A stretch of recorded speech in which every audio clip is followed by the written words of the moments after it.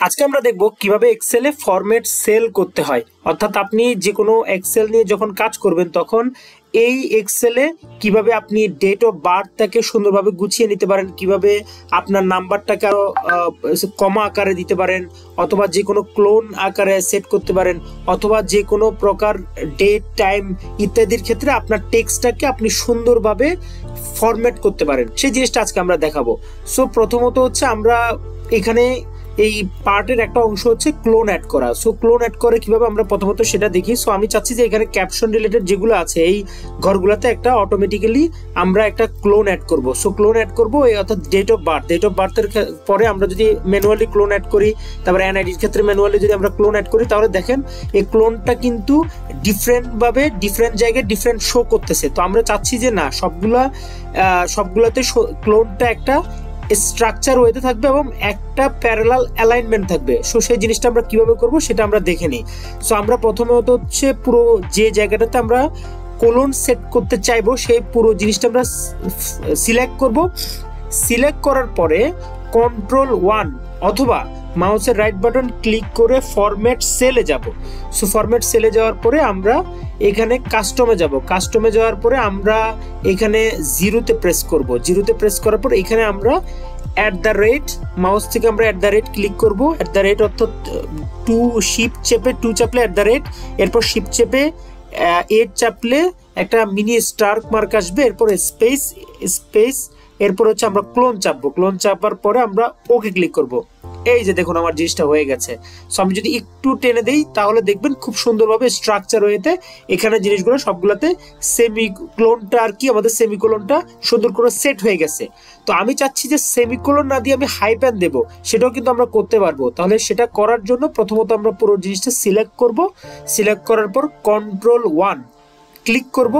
Click করার পরে আমরা এখানে যে সেমিকোলনটা আছে এই সেমিকোলনের জায়গায় যদি আমরা হাইপেনে ক্লিক করি, তাহলে আমরা ওকে যদি ক্লিক করি তাহলে পুরো সবগুলো দেখবেন যে হাইপেনে চলে আসছে।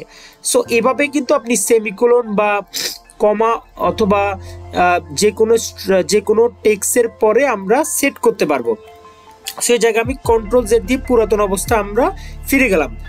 এখন আমরা দেখাবো ফরম্যাট সেলে কিছু গুরুত্বপূর্ণ পয়েন্ট যেটা আপনার এক্সেলে অনেক বেশি বিউটিফিকেশন করবে, সেই জিনিসটা আমরা দেখব। প্রথমত এখানে যে সেলগুলো আছে সেলগুলো আমরা একটু মিডল অ্যালাইনমেন্টে নিয়ে আসবো। নিয়ে আসার পরে এরপর আমরা ডেট অফ বার্থ, এখানে ডেট অফ বার্থ যে ফরম্যাটে দেওয়া আছে আমি চাচ্ছি এই ফরম্যাটে না হয়ে এটা হচ্ছে 28শে মার্চ 2025 ফরম্যাটে হবে। সো সেই ফরম্যাটটা যদি আমরা করতে যাই তাহলে Ctrl+1 আমরা ক্লিক করব। ক্লিক করার পর এখানে ডেটে ক্লিক করব। ডেটে ক্লিক করার পর এখানে দেখেন আপনি যে ফরম্যাটে টেক্সটটাকে দেখতে চান এখানে অনেকগুলো স্যাম্পল আছে। সেই স্যাম্পল অনুযায়ী আপনি কিন্তু আপনার ডেটাটাকে সাজাতে পারবেন। সো আমি এখানে এই স্যাম্পলটা আমার কাছে বেস্ট মনে হয়েছে। সো আমি এখানে ওকে ক্লিক করলাম, বুম। সো এখানে দেখেন যে 28শে এপ্রিল 2025 উঠে গেছে। এরপরে আমরা যদি সেকেন্ড লেয়ারে আসি এনআইডি কার্ডে আমি যখন 14 ডিজিট প্রেস করলাম তখন এখানে দেখেন প্লাস চিহ্ন উঠে আসছে।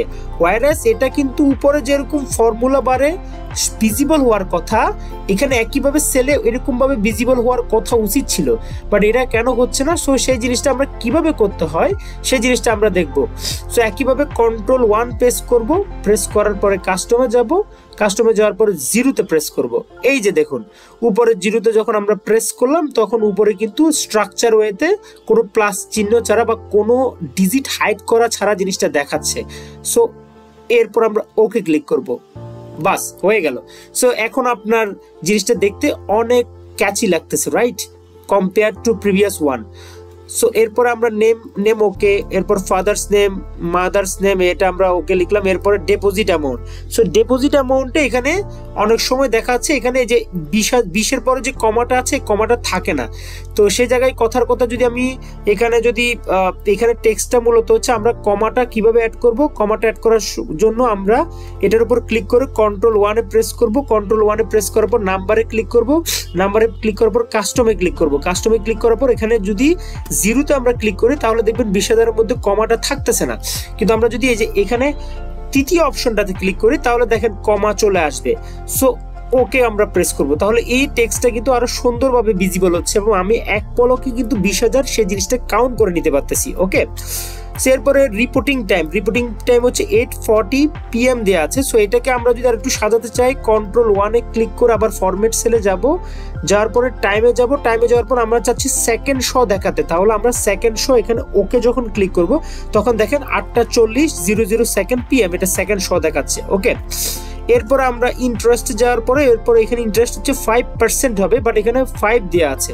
সেটা আমরা Ctrl+1 ক্লিক করার পরে আমরা চাইলে এখানে পার্সেন্টেজে আমরা এখানে এই যে 2 ডিসিমাল, যদি আমরা এটাকে 0 ডিসিমাল দেই তাহলে এখানে পার্সেন্টেজ 500 উঠে যাবে। আমি যদি শুধুমাত্র কাস্টমে গিয়ে এটা যদি এখানে 0-তে ক্লিক করার পরে 0-র সাথে যদি আমি একটা পার্সেন্টেজ দিয়ে দিই তাহলে কিন্তু পার্সেন্টেজ ফরম্যাটে চলে যাবে। এরপর আমি এখানে যদি 5 ক্লিক করি, শুধুমাত্র এন্টারে ক্লিক করি, তাহলে 5% চলে আসবে। এরপর আপনি যদি 200%-এর জন্য 200 এখানে ক্লিক করে এন্টার ক্লিক করেন তাহলে 200% হয়ে যাবে। দ্যাট মিনস এখানে ইন্টারেস্টেড যে কলামটা আছে এটা অলরেডি পার্সেন্টেজ ফরম্যাটে নিয়ে যাওয়া হয়েছে। ওকে, এরপরে যদি আমরা পরবর্তীতে যাই তাহলে মান্থলি ইন্টারেস্ট আমরা দেখতেছি 1030 টাকা 50 পয়সা। এখানে আমি চাচ্ছি 5 এর পরে 0 আসবে, তো আমরা ম্যানুয়ালি চাইলে 0 দিয়ে দিতে পারি, কিন্তু 0টা আসবে না। তাহলে আমি যদি 5 এর পরে যদি 0টা এখানে নিয়ে আসতে চাই তাহলে আমাকে Ctrl+1 ক্লিক করে ফরম্যাট সেলে গিয়ে আমি আবার এইখানে যে 1030 আছে এখানে, এরপর দেখেন দ্বিতীয় অপশনটা 0.00, আমরা যদি এখানে 0 আরেকটা বাড়িয়ে দিই তাহলে আরো একটা 0 হবে। সো এখানে 0টা কমাই দেওয়ার পর ওকে ক্লিক করব, বাস হয়ে গেল। সো এইভাবে আপনি মান্থলি ইন্টারেস্টে এখানে আপনি অটোমেটিক্যালি পয়সাতেও দুইটা ডিজিট আপনি কনফার্ম করতে পারলেন। ওকে, এরপর যখন আমি ডলারে যাওয়ার পরে ডলারে এখানে আপনি দেখেন যে ডলারে আমি এখানে 10 আছে, তো আমি চাইলে এখানে 10 আগে আমি চাইলে এখানে শিফট চেপে 4 ক্লিক করার পর আমি ডলারটা অ্যাড করে দিতে পারি। সো এরকম যদি অনেকগুলো ডিজিট থাকে, যে কথার কথা এখানে 20 থাকলো, সো সেটাকে আমি আবার ম্যানুয়ালি ডলারে কনভার্ট করব। সো এইভাবে যদি ডলারে কনভার্ট করতে না চান তাহলে আপনি যদি অটোমেটিক্যালি কনভার্ট করতে চান তাহলে এই যে এই ঘরটাকে Ctrl+1 ফরম্যাট সেলে গিয়ে এখানে কারেন্সি আছে, এই কারেন্সিতে ক্লিক করে আপনি ডলারে যেতে পারবেন। এবং ডলারে যাওয়ার পরে আপনি যদি চান যে না 2টা ডিজিট দেখাবেন বা একটা ডিজিট দেখাবেন তাহলে কিন্তু এখানে ডলারে দিতে পারেন। এখানে আপনি যে সিম্বলটা সিলেক্ট করবেন সেই সিম্বলটা যে দেশের কারেন্সি সিলেক্ট করবেন সেই দেশের কারেন্সি আপনার কিন্তু অটোমেটিক্যালি সেট হয়ে যাবে। সো আমরা এখানে ডলার দিয়ে সেট করা ওকে ক্লিক করলাম, সো বুম এখানে $10। সো এইভাবেই কিন্তু আপনি ফরম্যাট সেলের মাধ্যমে আপনার এক্সেলের যে স্কিল আছে এটা অনেক বেশি আপনি হার্ন করতে পারেন এবং এখানে আপনার এই স্কিলটাকে অনেক বেশি আপনি ডেভেলপ করতে পারেন। সাইড বাই সাইড আপনার কাজের ক্ষেত্রে অনেক স্মুথনেস আসবে যখন আপনি এক্সেলে এক্সপার্ট হবেন। So thank you so much. আজকে এতটুকুই ছিল আমাদের।